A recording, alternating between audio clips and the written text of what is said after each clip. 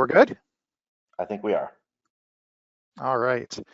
So my name is Sven-Erik Spichiger. I'm the managing entomologist for the pest program at the Washington State Department of Agriculture. And normally I choose my topic when I'm speaking somewhere, but actually I was so busy with an invasive eradication that I said, put down whatever. And what I drew was templates for eradication, Mediterranean snail, which I changed to vineyard snail because that's what we call it, and gypsy moth. And I am more than happy to do that. Mostly because I've been talking about hornets nonstop, probably for the last 3 or 4 months. And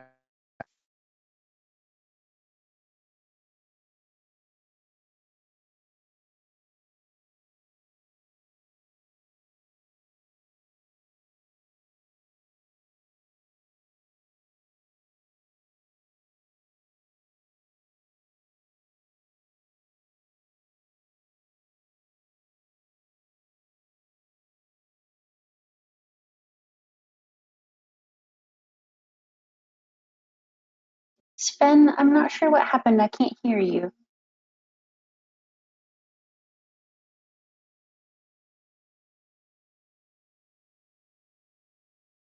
No. You're not It muted. was doing so good.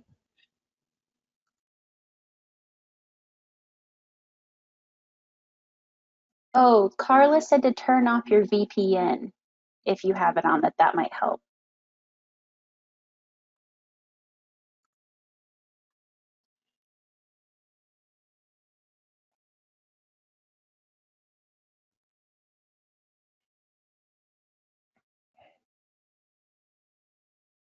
Nope, still nothing. Sven, look in the audio section of the GoToWebinar control panel and make sure the correct audio devices are selected.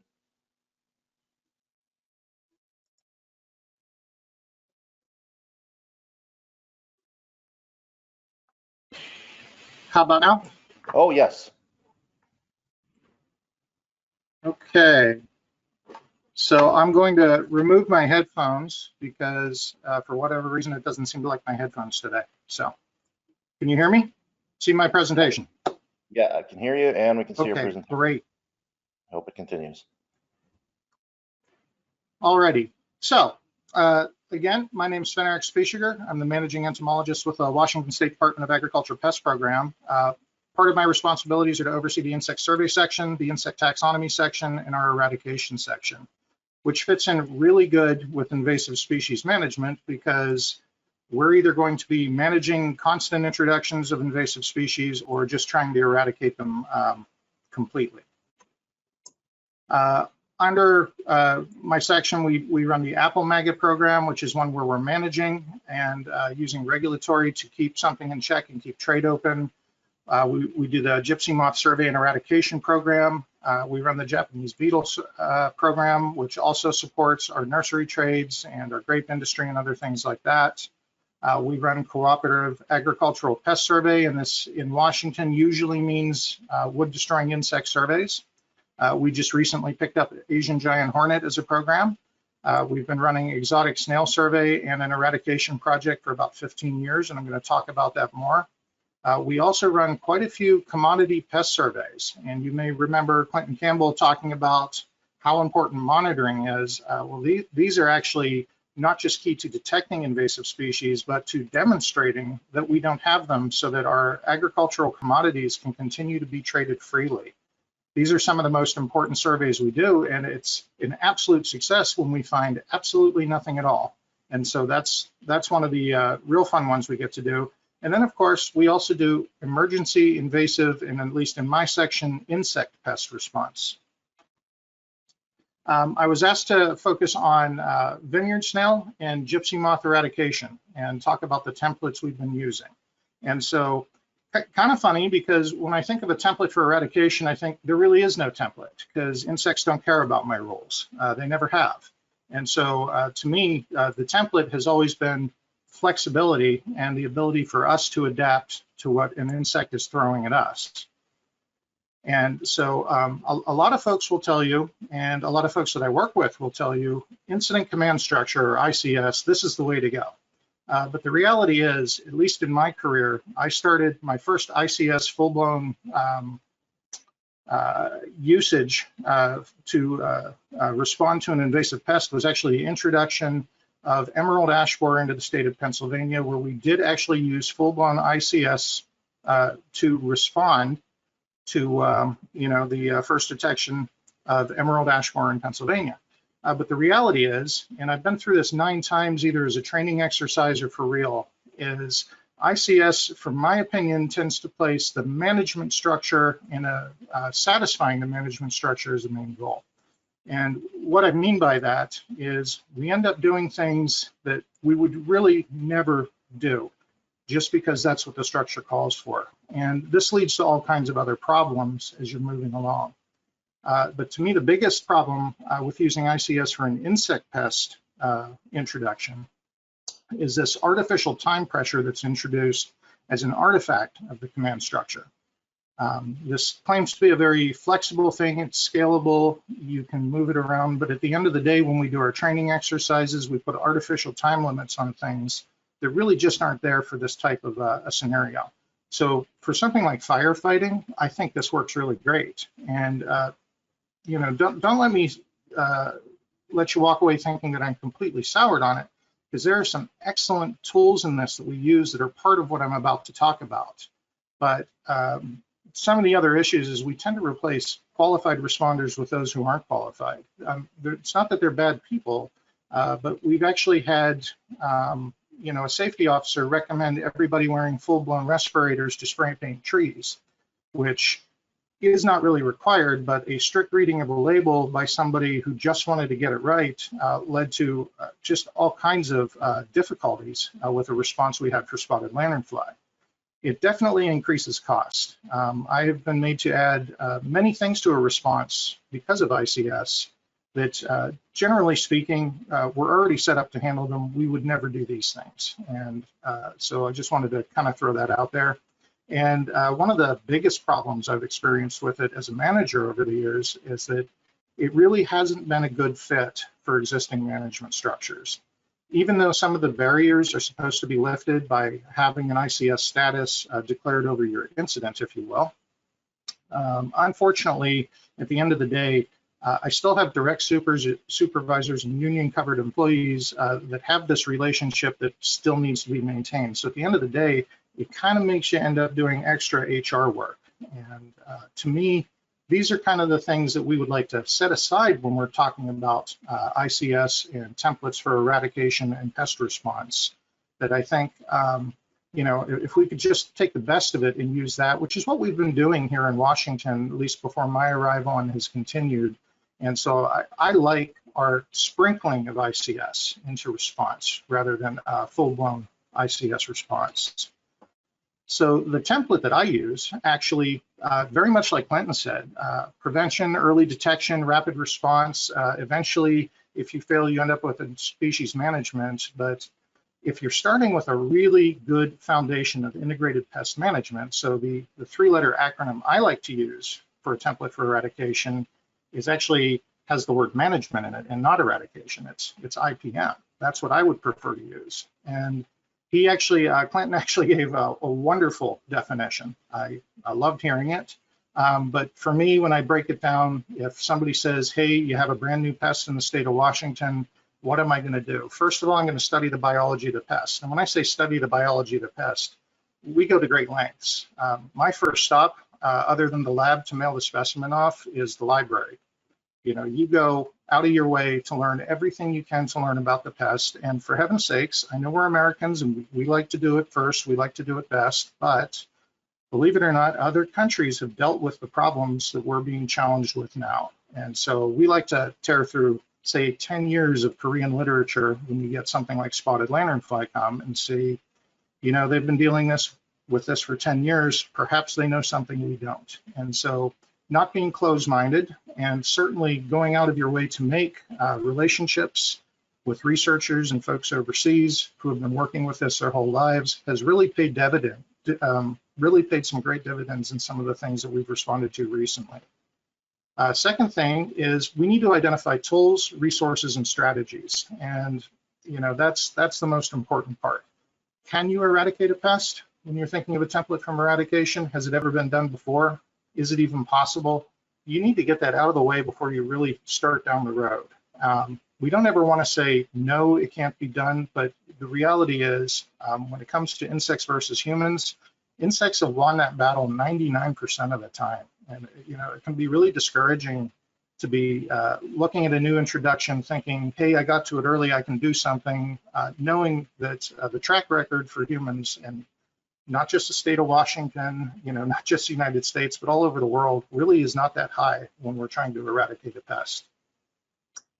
Then you need to establish your classic economic threshold or your goals. And this is where you can say, hey, eradication is possible on this one. That is going to be our goal. So that is actually a management goal. And so for me, that's where you go. Now that you've made that decision, you have your resources and you know these things, you need to select the tools you want to use and implement them, and select them in a way that will help you to achieve your goals. And after you've been going for a little bit, this is when the real, to me, the real gem of IPM starts, is where you evaluate your results, you adjust, and you go back into battle, so to speak. And your goals may change in time, and so the adjustments may change as well, but this is kind of our templates for eradication. And so I was asked to highlight Mediterranean snail, also known as vineyard snail, or Cernuella virgata, and also gypsy moth. And those are the two we're going to focus on here. So first of all, Cernuella virgata. So this started happening before I arrived in the state of Washington, and it was first detected in the Port of Tacoma in November of 2005 during the mop-up work for another eradication event. So citrus longhorn beetle had been introduced in Tukwila and successfully eradicated. And we were doing apparently wood-boring beetle surveys, and one of our trappers happened to look down as she was servicing a trap in the Port of Tacoma and noticed some snails. She picked them up, and our excellent survey coordinator, Jenny Senna, had some suspicions immediately, sent it away, and had it basically identified as an actionable pest, Cernuella virgata, which is native to the Mediterranean states and is invasive in Australia and had been introduced in North Carolina before and eradicated. This is a pest of grains, primarily like wheat, and that's pretty important. I'll go into why. And then it's also known to estivate or go into a dormant stage on vegetation above the ground, and reaches such great numbers that it can clog farm equipment. Upon harvest, can actually taint the crop to the point where it's unsaleable. And Australia, unfortunately, has had some pretty severe troubles with this. You can see a photo of the snails built up and presumably estivating on a fence post here in a field, and this one's from Australia. And why this caught everybody's attention is because Washington actually ranks 4th among the nation's top wheat producing states. You have an $800 million value commodity, which is mostly exported actually. And so for us, wheat is hugely important. And so the ability for a snail to get over to the eastern side of Washington from Tacoma is actually higher than you think.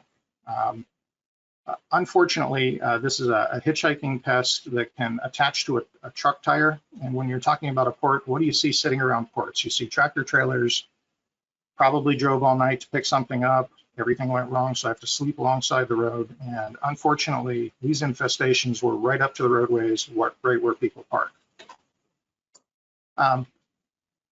Snails can be a little difficult to identify, but in general, this snail's shell is variable in color. In Australia, they're mostly pale, but ours seem to mostly be pale with dark stripes. And then the umbilicus, so that's the area where the spiral comes together, is open. So you'll see a hole there rather than seeing it closed off. And in Washington, this species does not always estivate on vegetation above the ground. In fact, ours, at least in the plot that I've examined that's left over, seems to stay just a little underneath the vegetation. You can find them once in a while above ground, but all the ones that I've run into, especially during the time of year when they're dormant, are kind of down on the ground. In 2006, we did the first thing. So we found a couple of snails. So we went out and did kind of an intensive survey, and it was found that there was probably a 300-acre infestation on this one portion of the Port of Tacoma. And The tactics that were selected back then included vegetation management, so removal of the vegetation, debris removal. Snails like to hide under garbage, and apparently there was a lot of garbage around. Restricting access to the area, so not letting tractor trailers or containers be stacked on the site or parked there. Using a molluscicide bait, metaldehyde for the most part. Tried a few other things throughout the years, but that was the go-to. And of course, education of the folks who own the port properties and the surrounding area. And all of this applied over time actually worked really well. Continued application of all of these tactics reduced that population to approximately 1 acre. And when we really drill down into that acre, it's not that yellow spot that you see in the middle there that's infested. It's just a couple little patches there. And by the time I had arrived here in 2018, this project had basically remained stagnant. And so continually keeping up with vegetation management and baiting all around that site. All the other ones have been eradicated and several years of negative survey, but we're left with this. So we have an issue that molluscicide cannot just be dumped into a wetland. And this little patch where it all first started, even though it had trees originally, looks different now, is actually designated as a wetland. And so where you see all those little yellow stars and little orange dots, that's the last couple of years.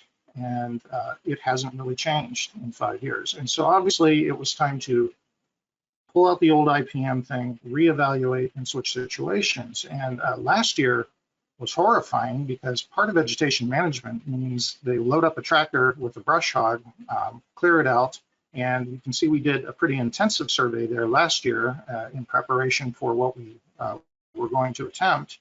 And unfortunately, it seems like the tractor that's used to mow vegetation managed to pick up a snail and locate it to a new plot, which we will, it is fortunately a paved plot, but we're going to have to survey that now for 3 years of negatives to declare that eradicated.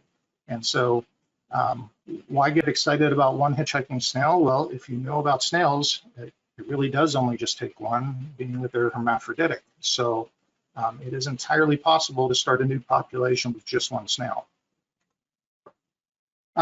So IPM comes on, we reevaluate, and my former boss, Jim Mara, says, you know what, we've been steaming sudden oak death or Phytophthora romarum at a couple of nurseries. Let's try steaming the snails. Maybe they'll let us do that in the wetland. And you know what? We decided, hey, yeah, let's go for it. We started talking with the port. We started talking with the city. Everybody seemed to like the idea. And so we were kind of getting ready to go, but then we found out, of course, as with everything else, there was some paperwork required. And in 2019, we actually got held up by the Environmental Protection Agency, but not necessarily them. They wanted to ask a simple question from the Department of Justice. So it was the United States Department of Justice held on to a decision until it was probably too late to do anything in 2019. But we didn't want to lose the whole year, and we had eventually gotten permission to do this. It turns out adding hot water to an area that is intermittently wet does not constitute much of an environmental risk, especially if we reseed any plants that we may have killed. And so we were able to get permission to do that. We didn't want 2019 to be a total loss, so we did contract Washington State University to steam some plots where we couldn't use the pesticides. And so the plots needed to reach 56 degrees C for half an hour. And this was some literature where we did some testing in a warehouse, I guess, over in North Carolina on this species. And we really wanted to time our treatment for the period where the snails were estivating so that they weren't moving around. We could go from plot to plot, not worrying about ones moving from a plot that hasn't been treated to one that we already treated. Unfortunately, we missed that window, but we could also do a little bit of testing to see if it worked. And boy, once we reduced the plot size, it sure was successful. We were getting 100% kill on plots that were roughly 25 by 35 feet. And, you know, when you're talking about an acre, that's an achievable goal. And so in 2020, we received some PPA, so Plant Protection Act funding, to go ahead and try doing 30 plots. And the plan was to start August 1st because we know they're not moving around. We can quickly get in, get it done.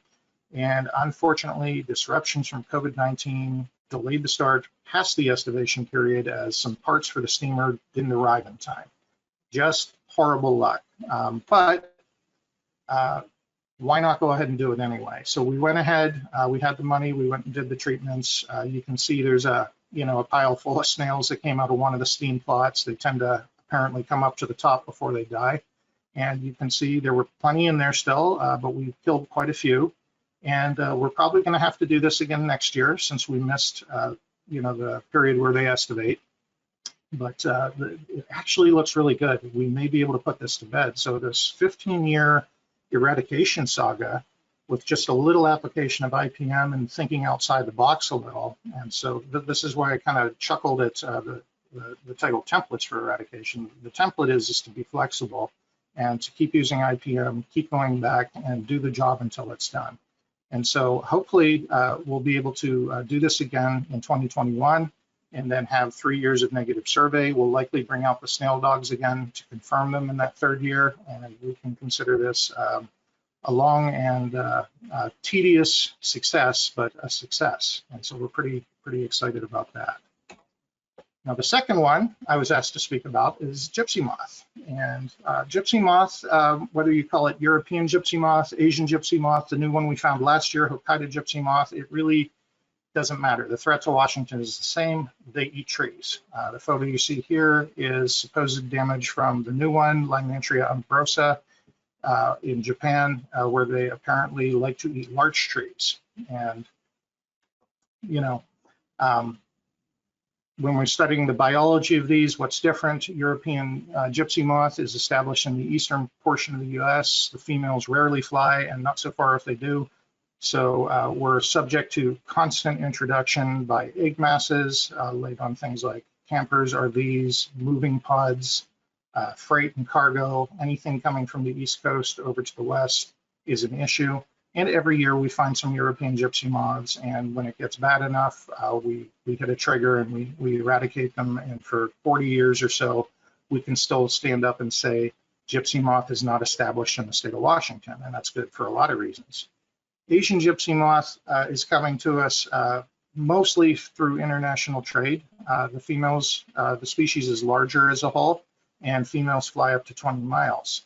The new one, Hokkaido gypsy moth, is a little bit paler. The females also fly up to 20 miles, and it seems to prefer Japanese larch. And it does something a little different. It prefers to lay its eggs on light or white-barked birch in its native range. And so it may need more specialized habitat requirements here, but all the same, it's a gypsy moth that defoliates larch trees, and it's not something we want here in Washington. And so why do we get excited about gypsy moth? A lot of folks think that they only feed on oak, and that's not entirely true. They will actually feed on conifers. And here in Washington, you cannot sustain the defoliation like this. This is completely unacceptable. So we're not going to let it get to this. We do know if you let gypsy moth populations cook, eventually over time, it does lead to this. It has done it for decades here in the United States, and it has done it overseas as well. And so one of the things that we just kind of put a line in the sand on is do not let a population get established and get out of control. And so that's kind of our threshold, if you will. This is our threshold. It's as much environmental as it is economic. So when is it time to act? And that depends. Like I said, we do get catches every single year. But if we get multiple catches in the same trap, or a group of traps located extremely close together, that's evidence that we had an egg mass hatch out, and that's a good time to start treating. Repeated catches over consecutive seasons at the same location is probably good evidence that we also have a population cooking. And then any Asian gypsy moth or European gypsy moths that also display Asian genetics, like a hybrid moth with the A2 mitochondrial markers, are ones that we would treat for. And the reasoning behind this is that if the female is capable of flight, like it is with the Asian gypsy moths, then they can spread quite a bit further and create a much larger problem over a much larger area. And anybody who knows, doesn't really matter what you're treating, if you have to resort to doing the treatment, it's much better to do it over a small area one time than get stuck treating something as a nuisance pest like we do in the East. In the East, when I was an entomologist, I would get angry calls from the citizens asking why we hadn't sprayed their neighborhood. Here it's a little bit different. Nobody wants you to spray. And you have to convince them it's probably a good thing to do, or else other angry people will make you spray every year. So it's kind of one of those things where we play a nice balance, but here most of the folks are receptive and they understand what's at stake. Washington conducts, as Clinton pointed out, intensive detection survey every year, and that's run by one of our program managers, Tiffany Paz, has just done an excellent job. And she's gone out of the way to run biological models, just paying attention to degree days. She's really optimized what we're able to do with our trapping dollars. And generally, she gets over 20,000 traps out. She did again this year. This has led to the detection of 8 European gypsy moths. None of the areas where we got European gypsy moth did we meet what we would consider to be a trigger for treatment. And unfortunately, the last detection of the year happened to be an Asian gypsy moth, and this was in Cowlitz County, kind of down near Mount St. Helens by Silver Lake. The types of tools that are available, Clinton pointed out, they've used different stuff on gypsy moth for years. So we have the luxury of having 100 years of trial and error backing us up when we go ahead and make what our go-to choice is. We've seen people use lead arsenate. We've seen people being paid to go out and scrape egg masses. And, you know, at the end of the day, there's mechanical, which is the scraping of egg masses, mating disruption, parasitoid releases, and these really have not shown to be effective at, you know, bringing a population into check. WSDA actually prefers the aerial application of a biological pesticide, and that's Bacillus thuringiensis variant Christachii, or BTK. And why? So the non-target impacts are limited to Lepidoptera that feed at the same time and the same place as gypsy moth larvae do. And so we do accept that there's going to be a loss of, you know, some native Lepidoptera at the time we spray, but because we're spraying in very small blocks, that particular habitat has the ability to be repopulated later on. And in fact, there are some studies that show if we don't spray a block, and these are studies out of Vancouver, British Columbia, that some of the native populations actually suffer due to competition from gypsy moth. So it's actually better in the long run to wipe out a small infestation of gypsy moth and trust that the area will be repopulated with the natives that were supposed to be there.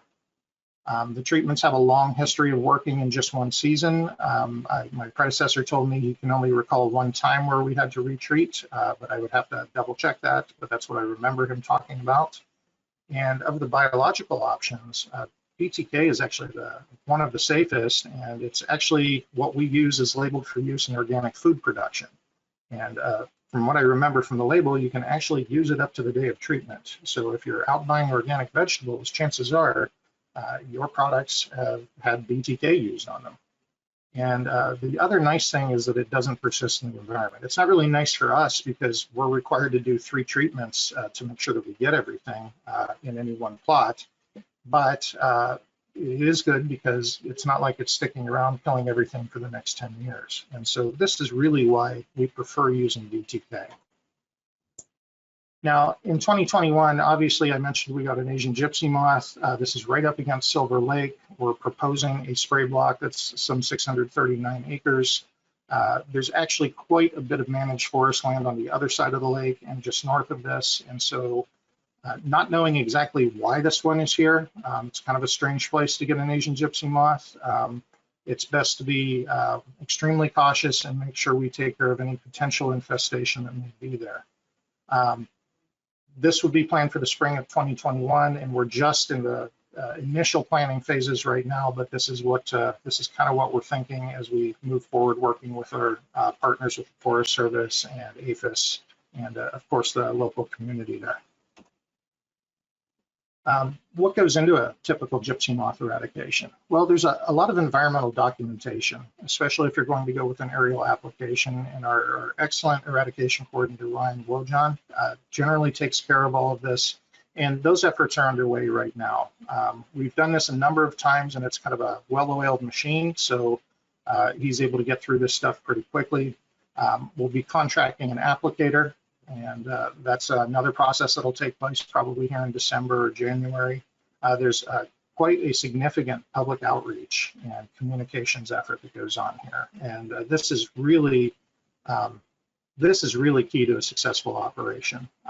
You can get your message out to folks, let them know you're not there to ruin their lives, and that in reality, that this is actually an environmental action, because establishment of gypsy moth changes the game in a lot of ways. And so you want to do whatever you can to make sure that that doesn't happen. And if you do it in smaller chunks like this, instead of spraying the entire state because you waited, you're much better off in the long run. And when you have an excellent communications team, it just makes your job easier.